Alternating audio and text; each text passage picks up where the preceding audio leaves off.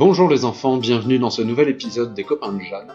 Dans la dernière vidéo, on avait parlé du ciel, du purgatoire, de l'enfer. Aujourd'hui, on va essayer de parler un peu de la manière dont on peut communiquer d'un de ces endroits à l'autre. Est-ce que ceux qui sont en enfer peuvent parler à ceux du ciel? Est-ce que ceux qui sont dans le purgatoire peuvent parler à ceux qui sont sur la terre? Est-ce que nous, on peut faire quelque chose pour les âmes du purgatoire? Voilà toutes ces questions dont on va essayer de parler aujourd'hui. Et vous verrez que c'est très important. Ça s'appelle la communion des saints. On pourrait dire que l'Église, c'est comme une grande famille, un grand royaume dont nous sommes tous les sujets et dont Jésus est le chef, le roi. Dans ce royaume, dirigé par Jésus, donc par Dieu lui-même, le roi Jésus, comme un bon père de famille, aime ses enfants, les gouverne et prend soin d'eux.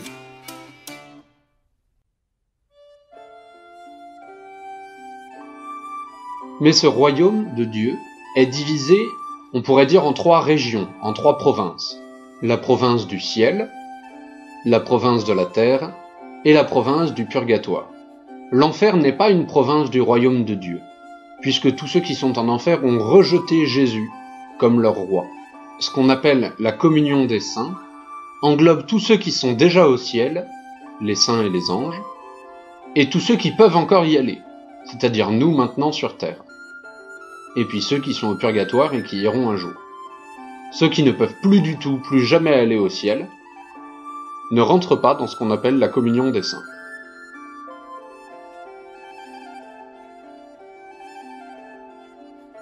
Nous sommes dans la province qui s'appelle l'Église militante.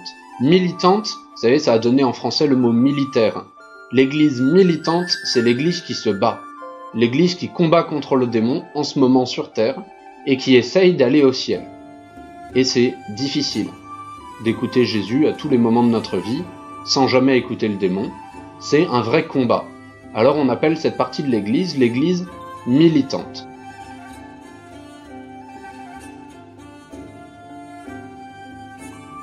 La deuxième région de ce royaume, la deuxième province, s'appelle l'Église souffrante.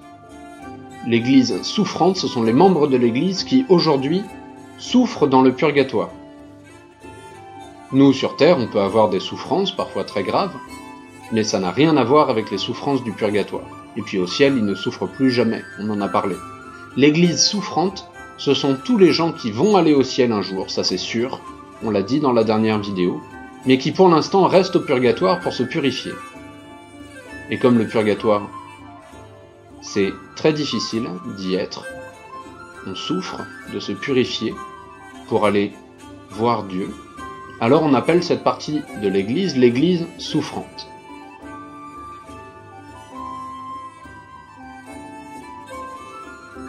Et enfin, la troisième partie de l'Église, cette troisième province, c'est l'Église triomphante. Quand quelqu'un a gagné, on dit qu'il fait un triomphe.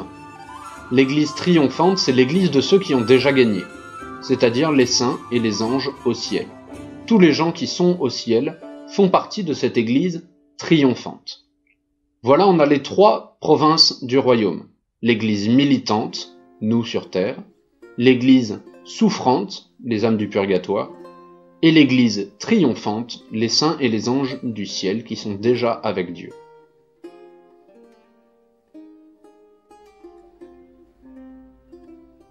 Alors qu'est-ce que c'est véritablement que la communion des saints?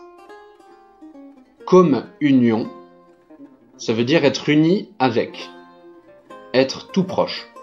Alors on pourrait se dire, c'est très étonnant de parler de communion avec des gens qui sont au ciel, qui sont très loin de nous. Mais en fait, vous savez qu'ils sont proches de nous. Quel est leur bonheur au ciel? On l'a dit. Être avec Dieu. Quel est l'état de grâce sur terre? Avoir la présence de Dieu dans notre âme, donc être avec Dieu aussi. Ce qui veut dire que notre communion, notre communion, ce qui fait qu'on est ensemble avec les âmes du purgatoire, avec les âmes du ciel, c'est notre amour de Dieu et l'amour de Dieu pour nous. C'est ça qui nous unit, c'est ça qui fait qu'on est tous ensemble. Les gens au ciel, les âmes du purgatoire et les chrétiens qui vivent en état de grâce sur terre aiment le bon Dieu et Dieu les aime. C'est ça notre union entre tous les membres de l'Église. Et puisqu'on fait partie du même royaume, de la même famille, alors on doit pouvoir s'aider les uns les autres. Alors, quand on parle que de l'Église militante, c'est-à-dire de nous sur Terre, s'aider les uns les autres, ça s'appelle la charité fraternelle. Eh bien en fait, cette charité fraternelle dont on vous parle souvent, de rendre service à vos parents, d'être gentil avec vos frères et sœurs, d'être obéissant avec vos professeurs en classe, d'être gentil avec les autres par amour de Dieu et par amour du prochain, cette charité fraternelle, on va voir qu'elle peut s'appliquer aussi au sein du paradis et aux âmes du purgatoire.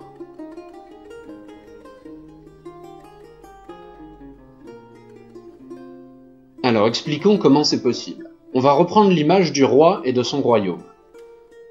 Dans n'importe quel royaume, dans n'importe quel État, il y a ce qui s'appelle des impôts.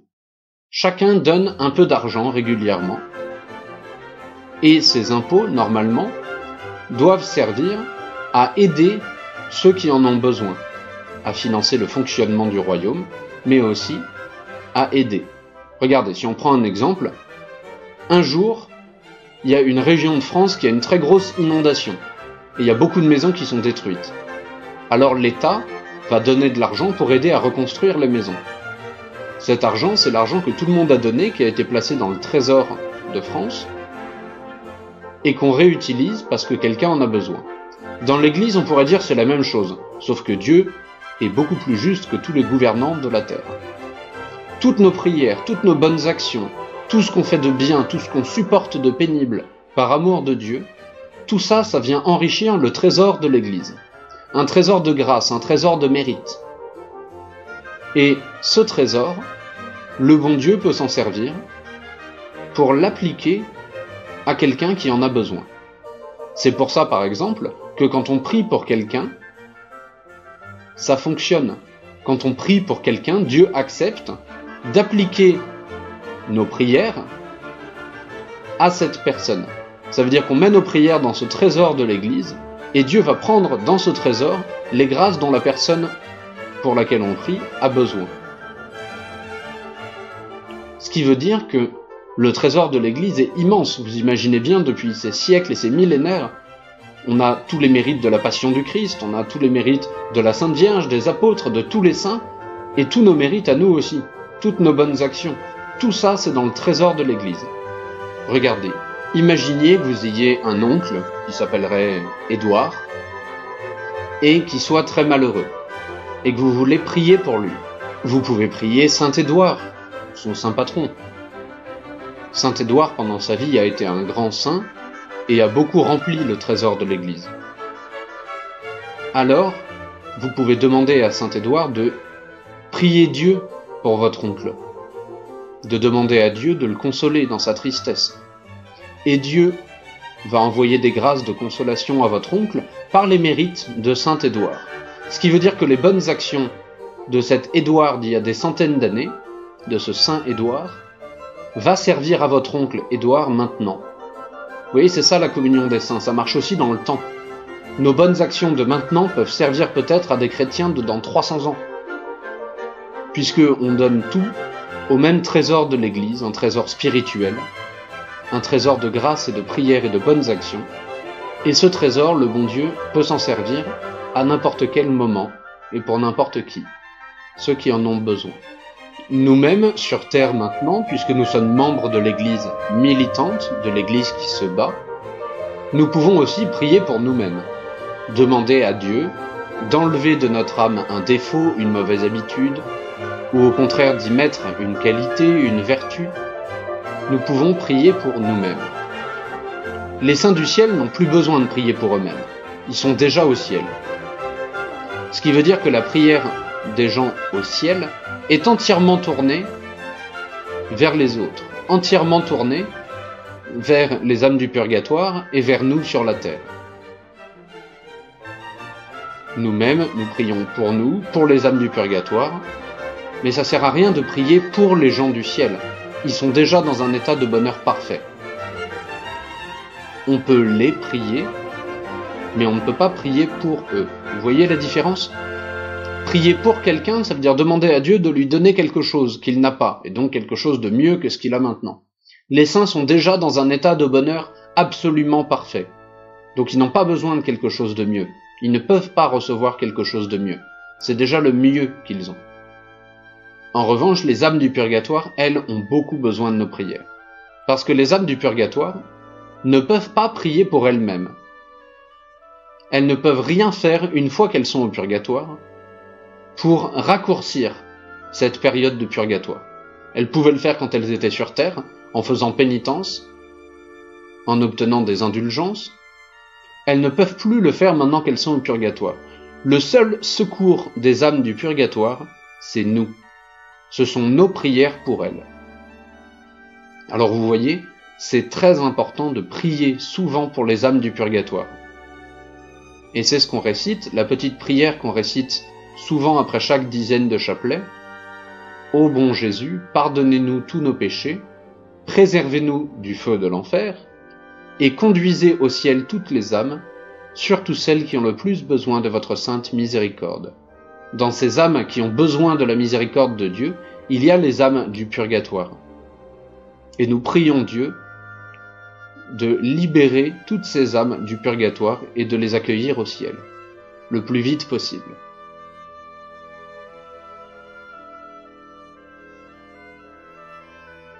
Le meilleur moyen du monde de prier pour les âmes du purgatoire, c'est la messe. La messe qui est le renouvellement du sacrifice de Jésus sur la croix, et de sa résurrection, et de son ascension. La messe, c'est le meilleur moyen de prier pour ces âmes. Pourquoi ? Parce que la plus grande partie du trésor de l'Église est remplie par les mérites de Jésus. Bien sûr, il est bien plus méritant que nous, puisqu'il est Dieu lui-même. Donc, quand on prie par les mérites de Jésus-Christ, et c'est bien ce qu'on fait à la messe, alors on prie de manière très puissante. C'est pour ça que c'est très important d'assister à la messe et d'arriver à l'heure. Regardez, je vais vous raconter une petite histoire.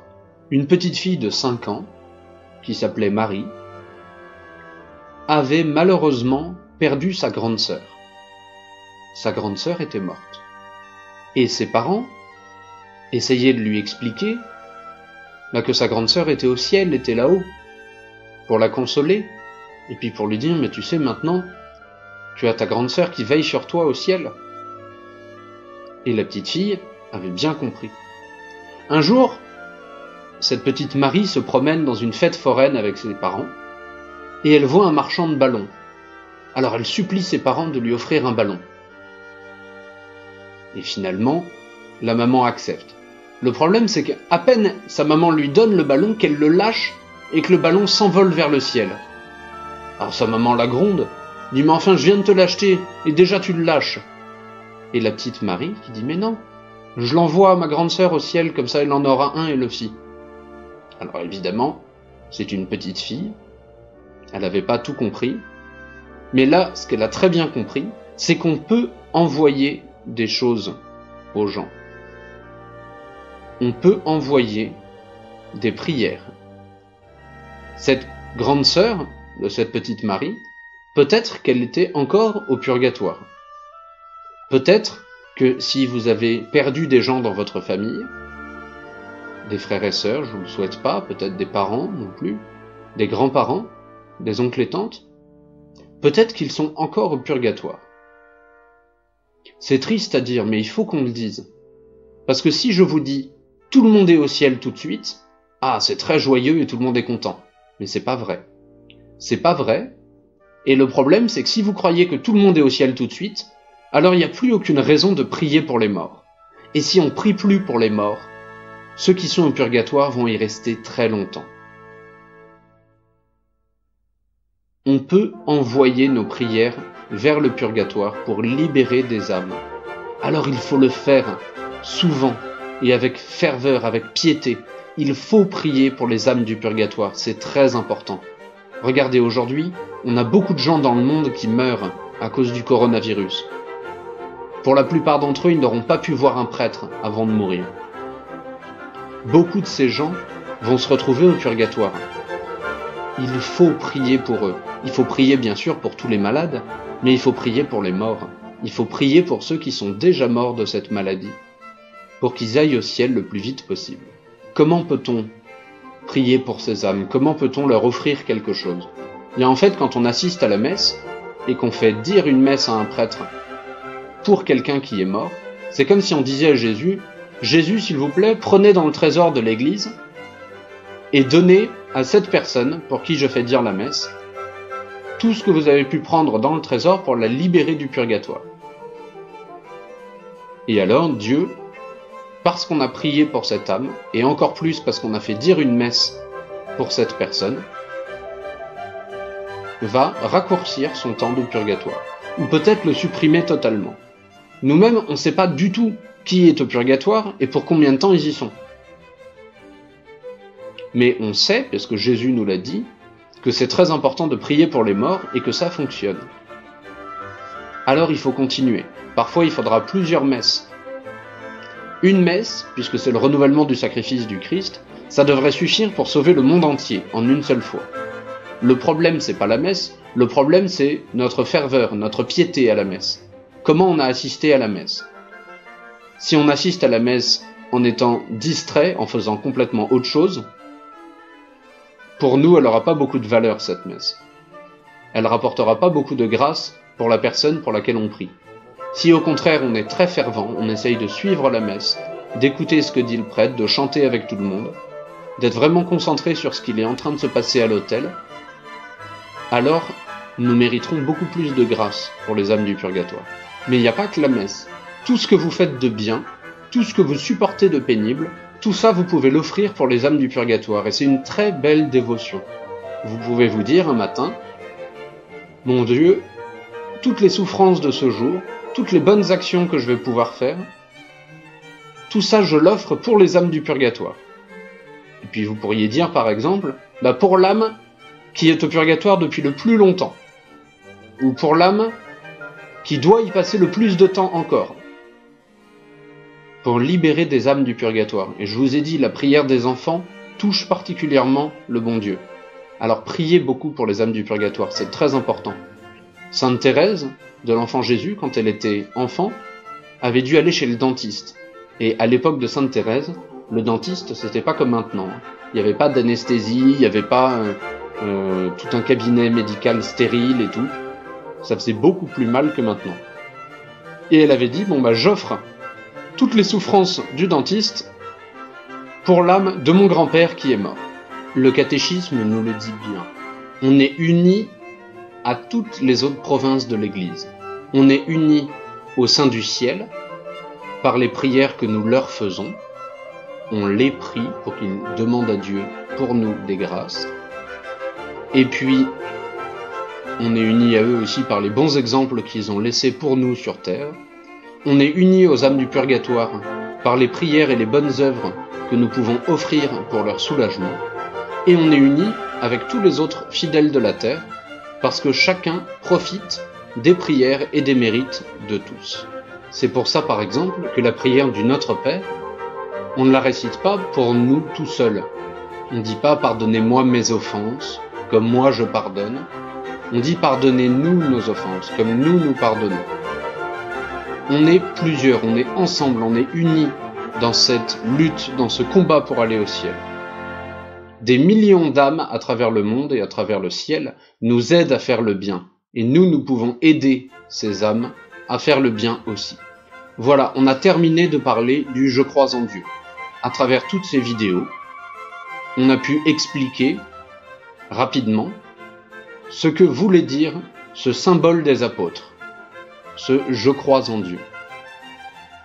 Maintenant, dans les prochaines vidéos, on va essayer de parler un peu des commandements de Dieu et de l'Église. On ne sait pas combien de temps va durer ce confinement.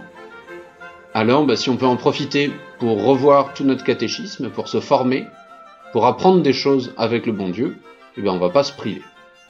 En attendant, ayez une pensée les enfants pour tous les malades à travers le monde, et priez Sainte Jeanne. À bientôt!